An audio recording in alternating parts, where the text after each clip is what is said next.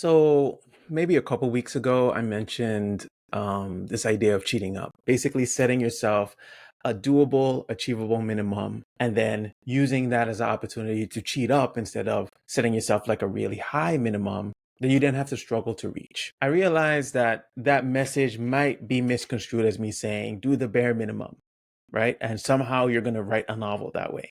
That is not what I'm trying to say. A novel is really hard to do. It's a lot of work, and it's not just adding up word counts by 250 words per day over a year. The math, though, is really encouraging. 250 words a day for a year is 91,250 words, about that. So let's just say 90,000 words, which is roughly a decent sized novel.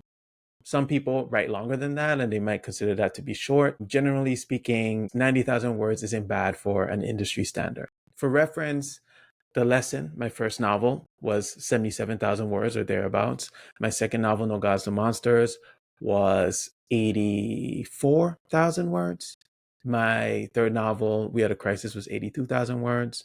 And my fourth novel, A Ruin Great and Free, is 86,000 words. So I tend to write short-ish. No matter how long my first draft is, I tend to fall into that 75 to 90,000 word range. If you're setting yourself 250 words a day, you could finish a novel. But you have to do other things too. You have to revise, you have to do research, you have to do a lot of thinking and outlining and re-outlining and rewriting. And that stuff takes a lot of time too. And so setting 250 words a day gives you time to do that other stuff. And you're also giving yourself some time to do things that you need to do as you develop as a writer, your life as a writer, basically. The job isn't just drafting books and revising books.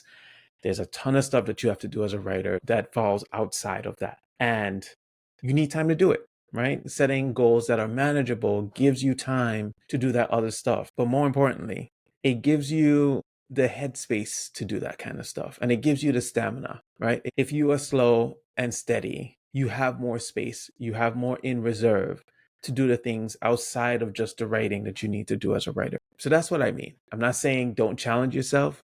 I'm saying set manageable challenges. If you are persistent, if you keep showing up, even when you don't manage to do the thing that day, even when you slip up a day or two. My average tends to be around 400 words a day, and that's taking in days where I write like 2,000 words and days when I write nothing at all.